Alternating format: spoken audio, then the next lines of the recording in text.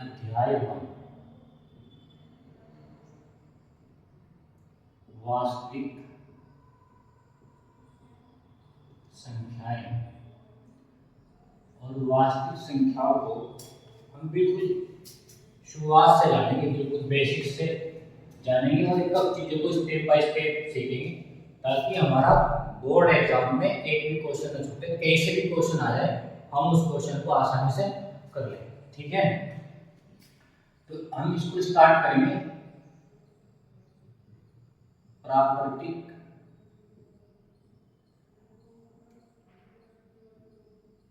संख्याएं से। प्राकृतिक संख्याएं किन्हें कहते हैं? तो जो प्राकृतिक संख्याएं होती हैं, जो भी संख्याएं 1 से शुरू होकर और कहाँ तक होती हैं, अनंत तक होती हैं, उन्हें हम क्या कहते हैं? प्राकृतिक संख्याएं। यानी जो भी संख्या 1 से शुरू होगी, 1 2 3 4 5 6 7 और ऐसे कर करके कहाँ तक जाएगी? अनंत तक। ये अनंत का चिन्ह है, कहाँ तक जाएगी? अनंत तक। इन सभी संख्याओं को हम क्या कहेंगे? प्राकृतिक संख्याएं। और जो प्राकृतिक संख्याएं होती हैं, प्राकृतिक संख्याओं के समूह को हम कैपिटल N से प्रदर्शित करते हैं। यानी हम इस तरीके से लिख सकते हैं n बराबर 1 2 3 4 5 6 7 5 तक। अगर आपसे कहा जाए 1 से 10 तक प्राकृतिक संख्या लिखें, हम 1 से 10 तक प्राकृतिक संख्या वैसे लिख सकते हैं n बराबर 1 2 3 4 5 5 तक 10 तक। तो जो यहाँ पे n लिखा मिलेगा, n का मतलब है प्राकृतिक संख्या। n से इसलिए प्रदर्शित करते हैं प्राकृतिक संख्याओं को क्योंकि प्राकृतिक संख्याओं को इंग्लिश में नेचुरल नंबर्स कहते हैं। इंग्लिश में क्या कहते हैं? Natural number. इसलिए जो प्राकृतिक संख्याएं हैं उन्हें हम कैपिटल N से प्रदर्शित करते हैं। या कहीं कहीं पर स्मॉल n भी लिखा होता है। स्मॉल n का मतलब क्या होता है? प्राकृतिक संख्या। तो जो प्राकृतिक संख्याएं होती है कहाँ से होगी? 1 से, और कहाँ तक होगी? अनंत। ठीक है, फिर यहाँ से दूसरी आ जाती है पूर्ण संख्याएं। पूर्ण संख्याएं, जो पूर्ण संख्याएं होती हैं, अगर हम प्राकृतिक संख्या में शून्य को शामिल करते हैं, किसे शामिल करते हैं? शून्य को, तो जो संख्याओं का समूह मिलेगा वो हमारा क्या बन जाएगा? पूर्ण संख्याएं। यानी ये जो प्राकृतिक संख्याएं हैं सारी, ये 1 2 3 4 5 6 कहाँ तक? अनंत। और यदि हम इसमें किसको मिला दें? 0। अब ये जो संख्याओं का समूह है इसको हम क्या कहेंगे? पूर्ण संख्या। आप इसका क्या कहेंगे? पूर्ण संख्या। इसका मतलब ये हुआ कि जो प्राकृतिक संख्याएं हैं वो तो शुरू हो रहा है 1 से, और जो पूर्ण संख्याएं हैं वो शुरू होती है 0। आप समझ में बात है? जो पूर्ण संख्याएं होंगी वे 0 से शुरू होंगी और प्राकृतिक संख्याएं 1 से शुरू होती है। और जो पूर्ण संख्याएं होती हैं इनके समूह को हम W से प्रदर्शित करते हैं। W से इसलिए प्रदर्शित करते हैं क्योंकि हम इसको इंग्लिश में होल नंबर कहते हैं। पूर्ण संख्याओं को हम इंग्लिश में क्या कहते हैं? Whole number. इसलिए जो पूर्ण संख्याएं हैं इनके समूह को हम W से प्रदर्शित करते हैं। इसका मतलब ये हुआ, यानी आप W बराबर लिख सकते हैं 0 1 2 3 4 5 तक। ये सारी संख्याएं क्या हैं? पूर्ण संख्याएं हैं। तो 1 से शुरू होने वाली संख्याओं को प्राकृतिक संख्याएं कहते हैं और 0 से शुरू होने वाली संख्याओं को पूर्ण संख्याएं कहते हैं। अब इसका मतलब ये हुआ कि जो सबसे छोटी प्राकृतिक संख्या कौन होगी? 1, क्योंकि 1 से तो शुरू हो रही। सबसे छोटी प्राकृतिक संख्या होती है 1, और सबसे छोटी पूर्ण संख्या होती है 0, क्योंकि पूर्ण संख्या कहाँ शुरू है? 0 से, शून्य से। तो जो संख्या जहाँ से शुरू होती है वो उसकी सबसे छोटी संख्या होती है, और कहाँ तक होती है? अनंत। तो 2 बातें समझ में आई, प्राकृतिक संख्या और पूर्ण संख्या। बात समझ में? फिर आपका क्या पढ़ेंगे अपने तीसरे टॉपिक पूर्णांक के बारे में। किसके बारे में? पूर्णांक। ये पूर्णांक क्या होता है? देखो हमने अब तक दो प्रकार की संख्याएं पढ़ी। पहली क्या पढ़ी?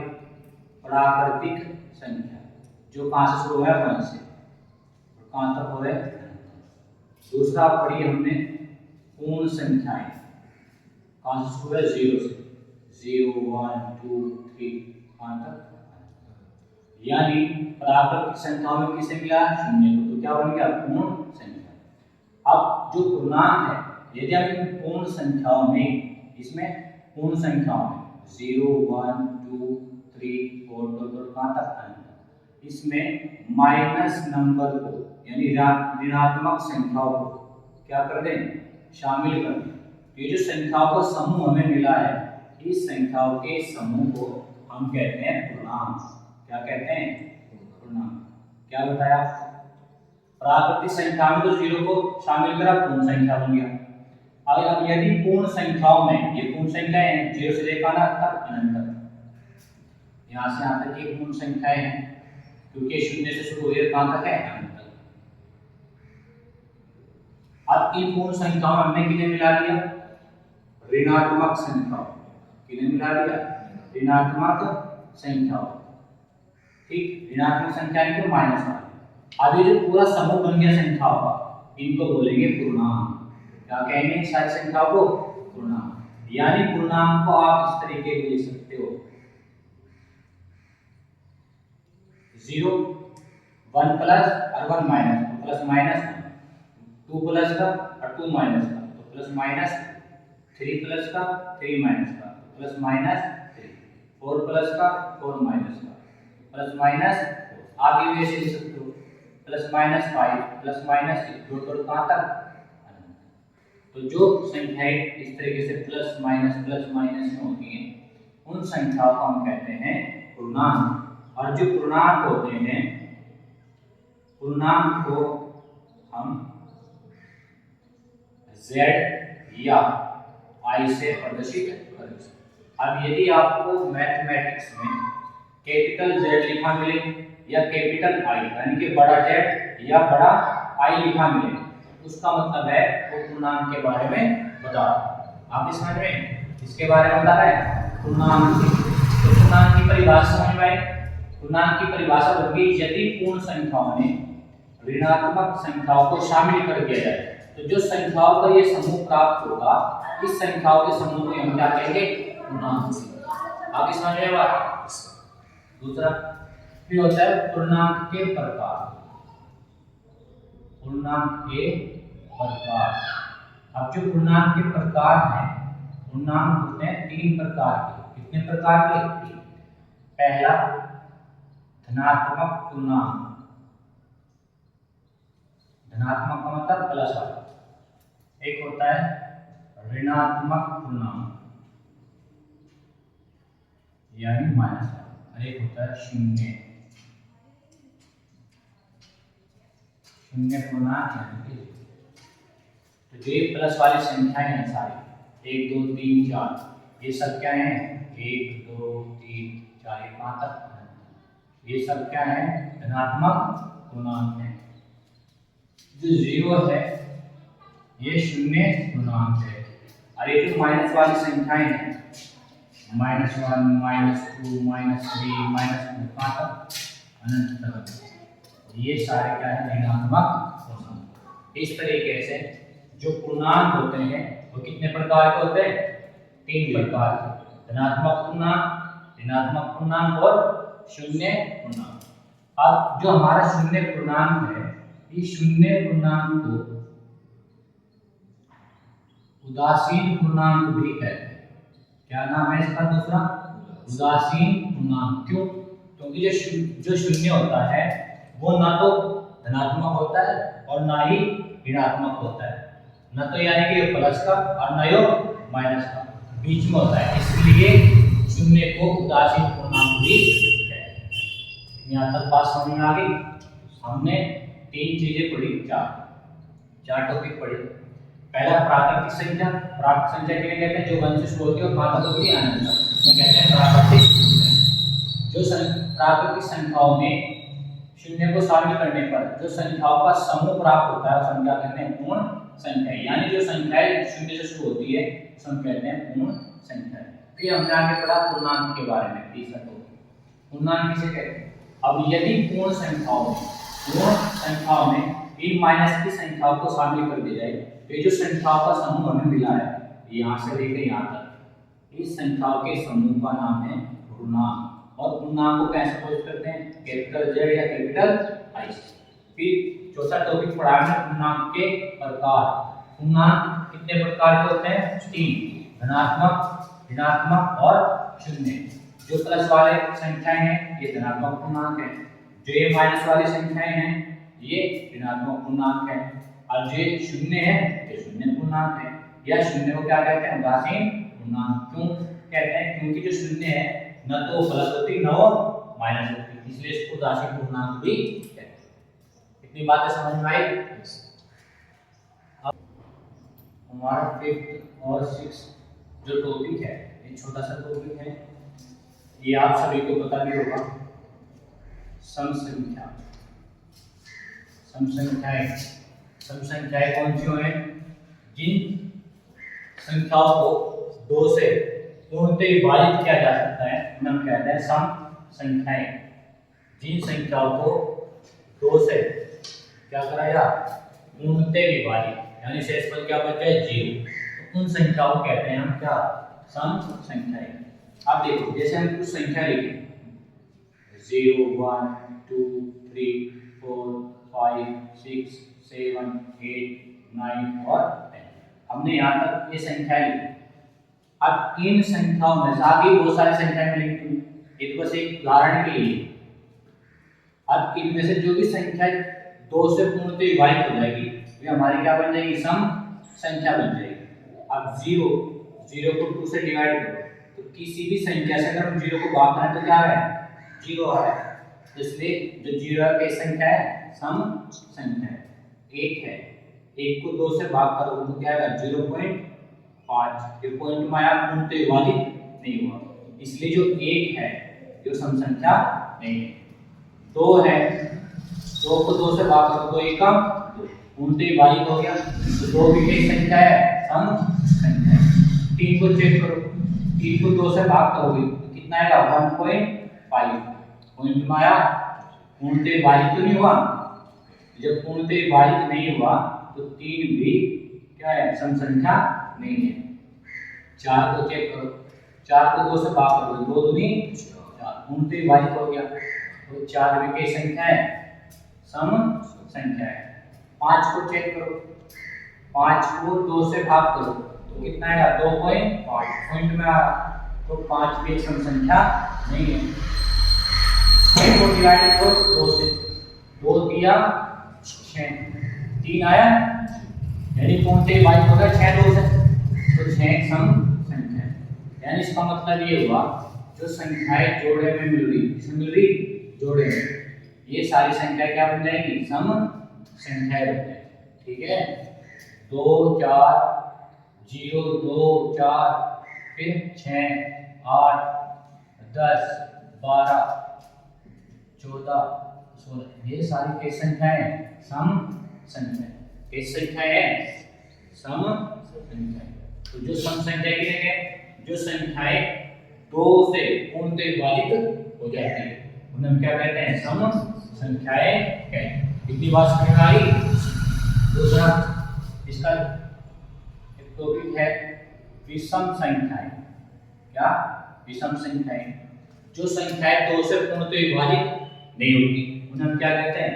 विषम संख्याएं। 2 से कौन कौन विभाजित हुआ? 1 3 5, के साथ नहीं होगा, ये इस तरीके 1 2 3 2 नहीं है, 1 3 5 7 9 11 और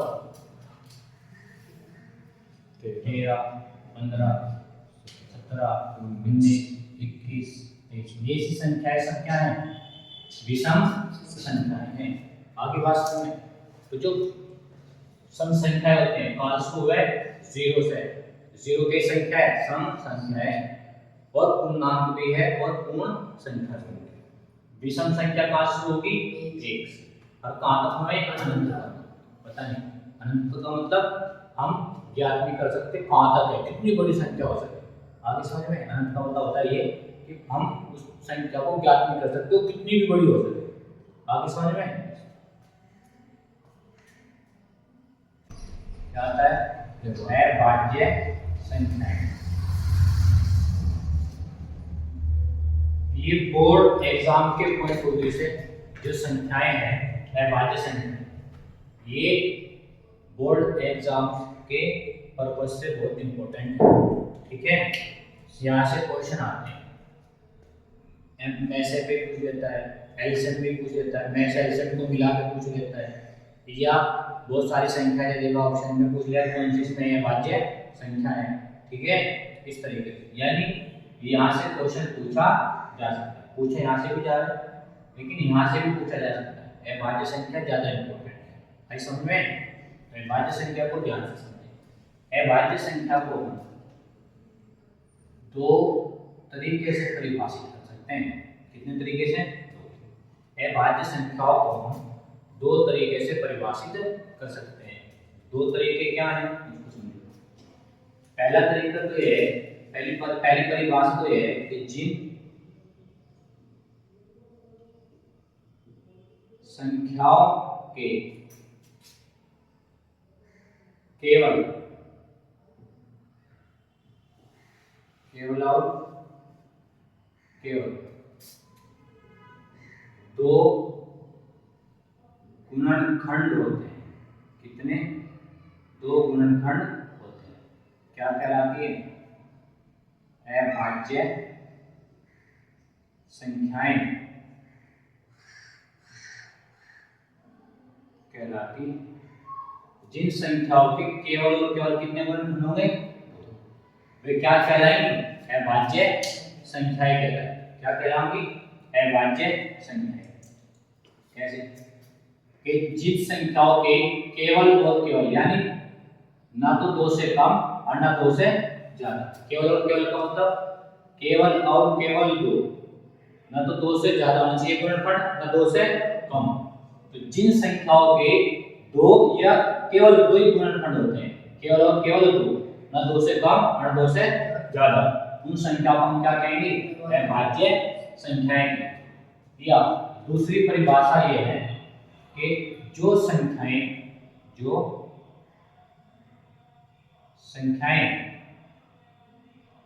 स्वयं यानी कि अपने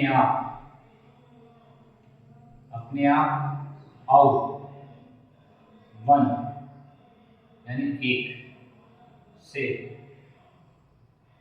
पूर्णतः विभाजित होती हैं। पूर्ण संख्याएं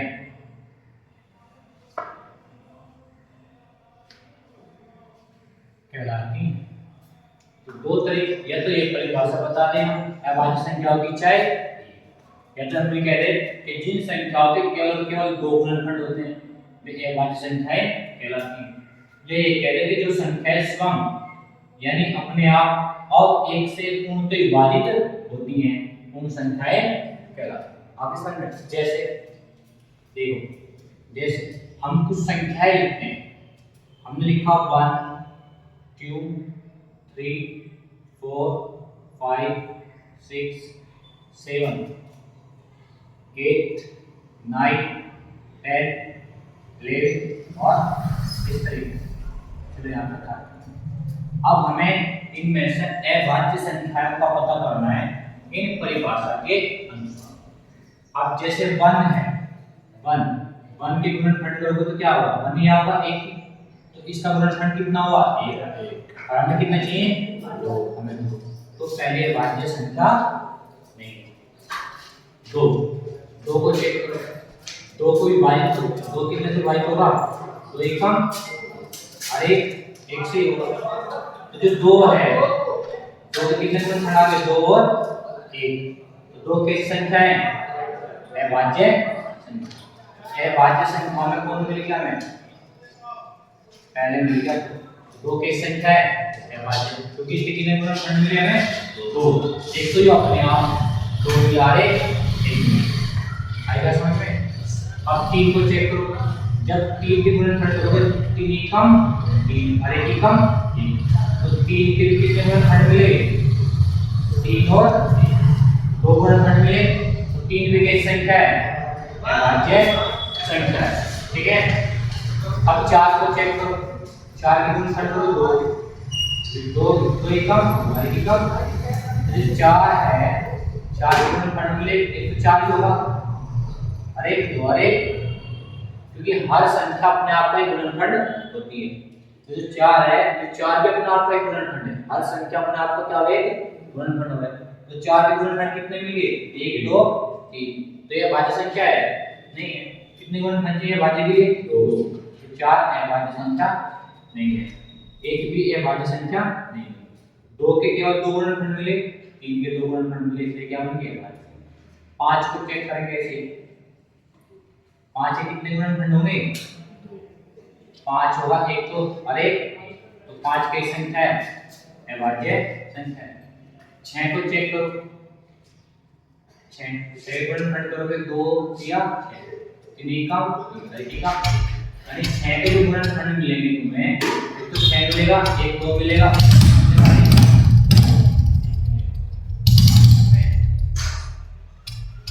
जो 3 है हमारी भी अभाज्य संख्या नहीं है।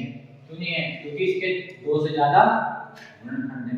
तो 6 भी अभाज्य संख्या नहीं है, 4 भी अभाज्य संख्या नहीं है, 1 भी अभाज्य संख्या नहीं है। अब समझ में? तो जिन संख्या इसी तरीके से चेक करें, जिन भी संख्याओं के 2 से ज्यादा गुणनखंड हो गए या 2 से कम, वे अभाज्य नहीं है। जिन्हें केवल 2 गुणनखंड मिलेंगे वे क्या होंगी? अभाज्य संख्या होगी। आगे समझ में आया? ऐसे करके फिर 7 भी अभाज्य हो जाएगा। 9 8 अभाज्य नहीं होगा, 9 अभाज्य नहीं होगा क्योंकि 3 से भी कट जाएगा। 10 भी अभाज्य नहीं होगा, फिर कौन होगा अभाज्य? 11 फिर 13 फिर 17, इस तरीके से। ये सब क्या है? अभाज्य क्या है? सब अभाज्य। आगे समझ में? और दूसरी परिभाषा, जो संख्याएं अपने आप या 1 से पूर्णतः वाली होती है, क्या कहलाता है? पूर्ण संख्याएं कहलाती है।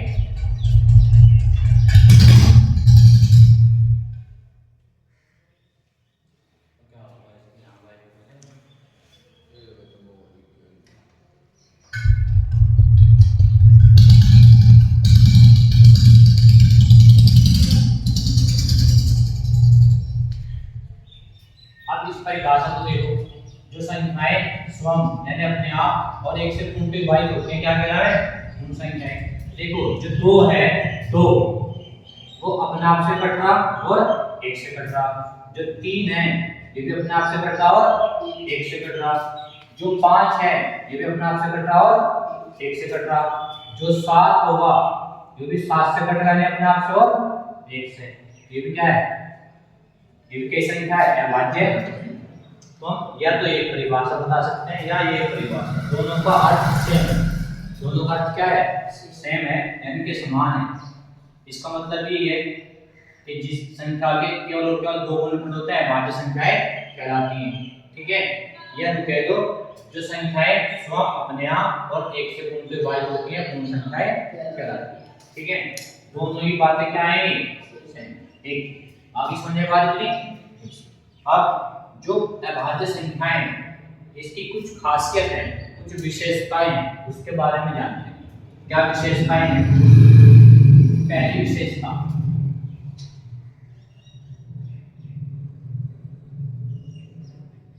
अभाज्य संख्याओं की विशेषताएं। इनकी कुछ विशेषताएं हैं, समझ गए? कुछ खासियत है, यानी क्या खासियत है? सबसे पहले सबसे छोटी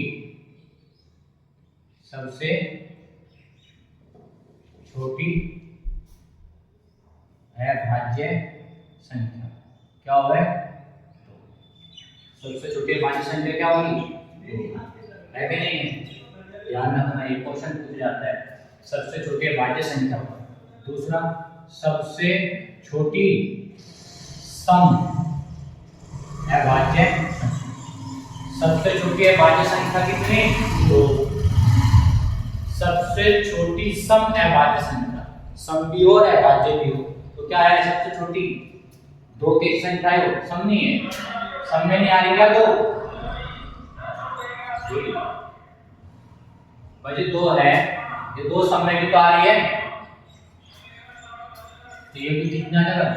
सर उसके पहले 0 वाला। अरे 0 को छोड़, हम बात कर रहे हैं यहाँ से इसकी सम में, इसकी अभाज्य संख्या की। बस हम तो अभाज्य संख्या तो चाहिए हमें, तो हमें 0 का क्या मतलब? 0 थोड़ी है अभाज्य संख्या। तो चलो ये क्या है कि सबसे छोटी अभाज्य संख्या कितनी? चाहे तो पूछे सबसे छोटी सम अभाज्य संख्या तब भी आएगा। चलो ये क्या है सबसे छोटी अभाज्य संख्या, तब भी आंसर क्या आएगा? सबसे छोटी सम अभाज्य संख्या, तब भी आंसर कितना आएगा? आगे का समझ में या नहीं आई? तीसरी, सबसे छोटी विषम अभाज्य संख्या, विषम संख्या जो 2 से नहीं कटती, 2 कौन है? तो सबसे छोटी विषम अभाज्य संख्या कितनी होती है? 3 हो गए। कितनी हो गए? 3। सबसे छोटी अभाज्य संख्या 2, सबसे छोटी सम अभाज्य संख्या भी 2, सबसे छोटी विषम संख्या 2। आप इस बात में नंबर 4, नंबर 4 में क्या खासियत है इसकी? अभाज्य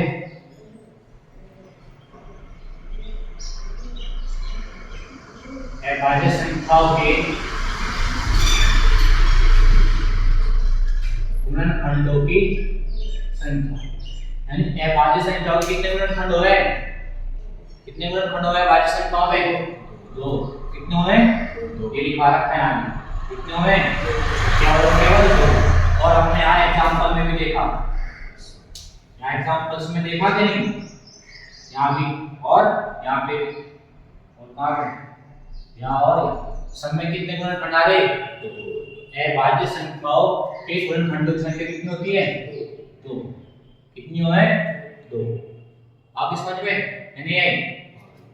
पांचवी प्रॉपर्टी जो होती है, जो अभाज्य संख्या होती है, अभाज्य संख्याओं और अभाज्य संख्या में कैसी हुई? या तो 2 या 2 से अधिक, 2 या 2 से अधिक अभाज्य संख्याओं का मैश है, एक होता है मैश। कितना है? 1। ठीक, क्यों है 1? वो जब बताऊंगा तुम्हें, जब मैश से पढ़ाऊंगा, ठीक है? अभी ये ध्यान रखना, 2 अभाज्य संख्याओं का मैश कितना है? 1 होता है। कितना है? 1।